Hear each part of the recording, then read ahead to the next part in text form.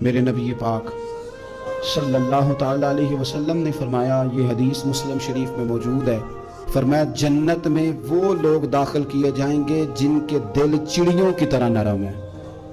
نرم دل کے لوگ، معاف کر دینے والے، جلدی مان جانے والے۔ ایک صاحب تھے، اپنے بھائی سے ناراض ہو گئے اور انہوں نے رشتے سے انکار کر دیا۔ پہلے ان کے بیٹے کی وہیں پہ نسبت تھی، انکار کر دیا۔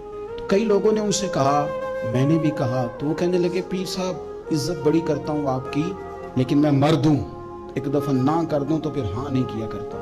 تو میں نے اس صاحب سے کہا، میں نے کہا یوں نہ کر، اگر صبح قیامت تیرے بارے میں کوئی سخت فیصلہ آ جائے اور رب کو منانا ہو کسی مقام پر تو کیا کہے گا؟ بہانے بنا بنا کے ہم سخت ہو گئے، دل اتنے سخت پتھر کر لیے، میں فلاں ہوتا ہوں جی، میں نہیں دوبارہ کسی کی سنتا۔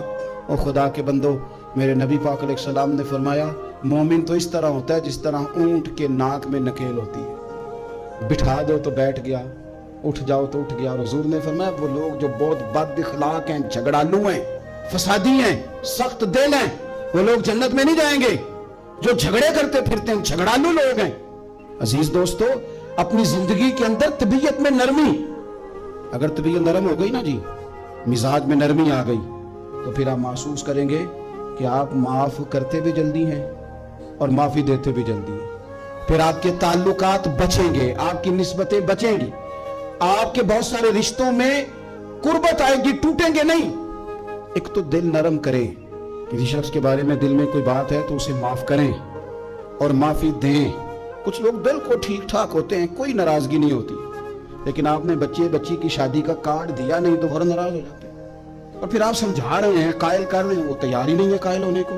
سنو، اور اس حدیث کو یاد رکھنا، نبی پاک صلی اللہ تعالی علیہ وسلم نے فرمایا، جس کے پاس اس کا بھائی عذر لایا، بھائی معافی مانگنے آیا اور پھر اس نے معاف نہ کیا، اللہ کے حبیب فرماتے میرے حوض کوثر پہ نہ آئے۔ تو سخت ہو کے بیٹھ گیا، تو کہتا ہے میرے سے پہلے سنے، میں آپ کو بتاؤں اس نے میرے ساتھ کیا کیا، اور ٹھہر جا۔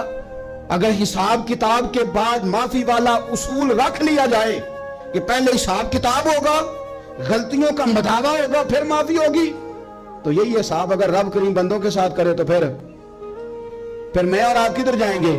تو اس سادی بات پہ آ جاؤ نا، تو دو جملوں میں حضور نے سمجھائی ہے، فرمایا تم رب کے بندوں کو معاف کر دو، اللہ تمہیں معاف کر دے گا۔ رمضان المبارک کے تشریف لانے سے پہلے اپنی طبیعت کے اندر ایسا ذوق لائیں، ایسی طبیعت لائیں کہ ہم نے معافی دینی بھی ہے اور معافی لینی بھی ہے۔ بعض اوقات ہم رسم ادا کرتے ہیں شب برات سے پہلے، یہ سوشل میڈیا پہ چل گیا، فلانے کو فلان کہہ دیا، اگر کوئی کبھی ہوئی نا تو معاف، ایسے تو نہیں نا معافیاں ہوتی۔ ہمیں پتہ ہوتا ہے ہم سے کون ناراض ہے، ہمیں خبر ہوتی ہے ہم نے کس کو تکلیف دی، ہمیں پتہ ہوتا ہے کس نے ہمارے لہجوں سے پریشانی پائی ہے، کون ہے جو ہماری وجہ سے اذیت کا شکار ہے، تو اس سے جا کے معافی مانگے، تو یہ چیزیں معافی کا سبب بن جائیں گی۔